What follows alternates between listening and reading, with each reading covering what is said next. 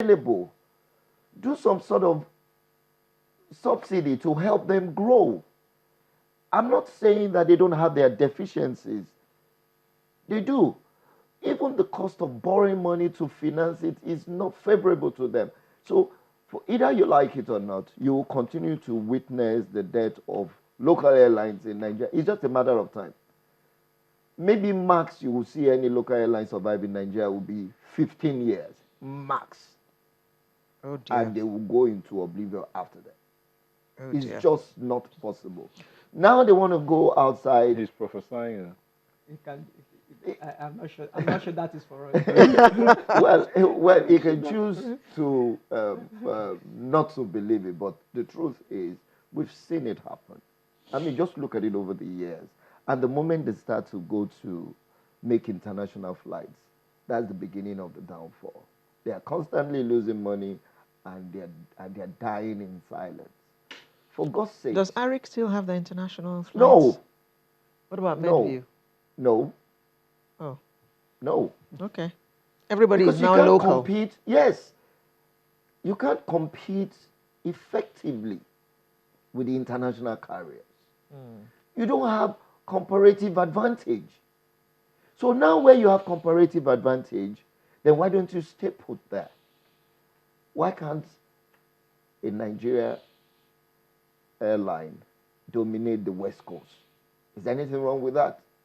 You even make more money operating within the West Coast. Okay, let's bring Mr. Wara here. Mr. Wara, what's wrong?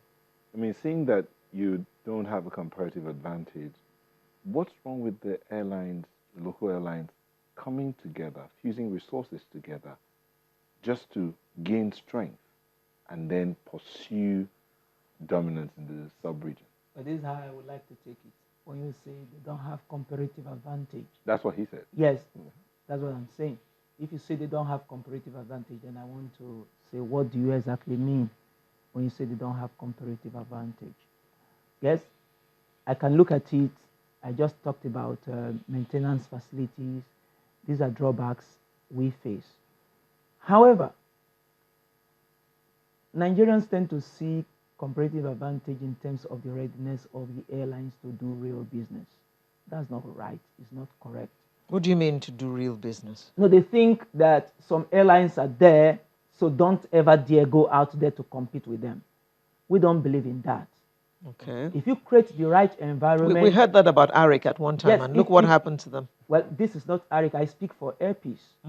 Now, if we have a sound business plan from 7 aircraft at launch in 2014, we have 37 aircraft, 10 on order, and the 10 we just ordered are brand new planes, Boeing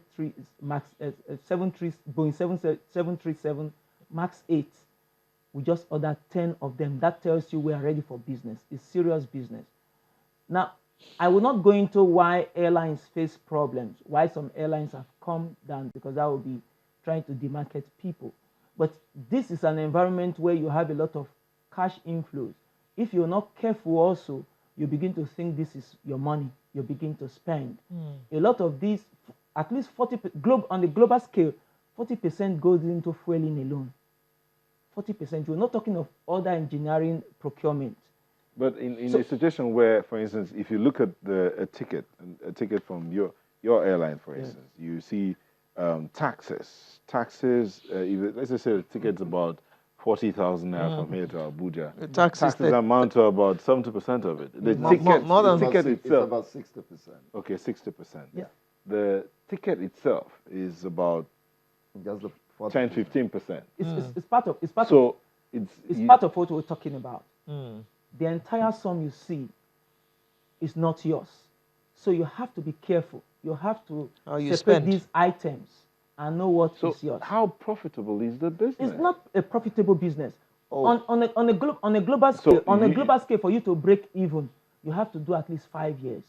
But in Nigeria, it can be much more. Okay. It can be much more. So when he says you don't have, he's talked about the challenges that you face. Others who are doing it did not fall from heaven. Do the right things, you'll get it right. you have the right support. And but what we should be looking Okay, at really, what we should be looking at really is aero politics. I think that is where our government should focus on. Some of these airlines we have talked about who have stopped going, they were frustrated, not because they didn't have the capacity. If you go to a place like Dubai, for instance, where they'll go and place you, the gate they will give to you will be so far away, it will discourage you in the first place. And these are airlines that come here, you pamper them, you give them all sorts of benefits, you allow them to do whatever they like here. Some of these foreign airlines have eventually become domestic airlines because they fly into Lagos, they fly into about 4 or 5 cities in Nigeria. There is nowhere in the world that is allowed. Even in the US, they had to complain at a time about some airlines from Asia dominating their environment. And the government has risen in protection of these domestic airlines. Even some of these airlines that are doing foreign operations, they are not comfortable with that. So there's nowhere in the world where you open your space for airlines to just come in and do whatever they do. You must look at reciprocity. What are we talking about? If I say, okay, airline XYZ should fly into Nigeria, you have to look at it. How many airlines in Nigeria are ready to fly into that country when you want to reciprocate what they do here? Some of these countries depend fully on Nigeria. That is the truth. However you look at it, Nigerians are better off flying Nigerian airlines.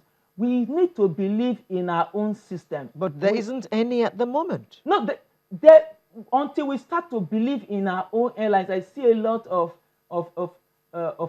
people who are pessimistic about the ability of Nigerian airlines to go out there and do business. It is not the right one. It is not the right one. Give us the right environment, play aeropolitics, you see Nigerian airlines go out there and do. I tell you, for instance, going out there alone, just making your application, some of these countries will not respond to your application for up to 2 years. But they are flying into 3, 4 cities in Nigeria, and Nigeria is not looking for our airlines to fly into their countries. To fly into their countries. You need to look at that critically. You need to look at that. Sometimes they even allow you to come to their country after a lot of pressure. Sometimes you have to resort to our embassy. Sometimes you resort to the ministry. When they eventually allow you to go in, then you see the tax items. It's like giving you something with one hand and taking it with the other hand. So the challenge for the airlines in Nigeria is more aeropolitics, than the taxations within the local. You need to reciprocate that. Let's understand this. It's more of aeropolitics than the tax regime and fine or fees you need to pay within here. Tax regime, those are policies. When I talk of policies, those are policies we need to look at. Reevaluate some of them are a matter of legislation. They are not too much of a pressure on the airline. These are items that put a lot of pressure on the airlines, no doubt about that. Okay.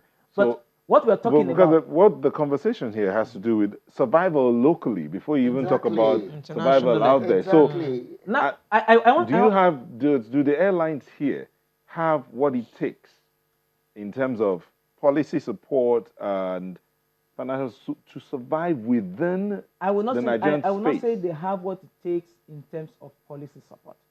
However, that's not the only item we need to look at. He just talked about having more airlines around to take people to different places. But I tell you, if it goes beyond morning rush from that 7 a.m. to about 10, when you put a flight on some of these routes, how many persons will be on the aircraft? 136 capacity aircraft. Sometimes you carry 30 persons, you carry 50 persons. So it's not a question of, in fact, this system is oversaturated. It's oversaturated. Okay. What we now need to do is to move out there. Yes, it is oversaturated. How many persons fly? I'm afraid I'm told we have to go. We will revisit this topic again. Mr. Chris Iwara, Public Relations Manager, Air Peace, and Bankole Bernard, President of NANTA. Thank you, gentlemen, for sharing your thoughts. Thank you. Thank you. All right, we'll be back in a moment. Don't go away.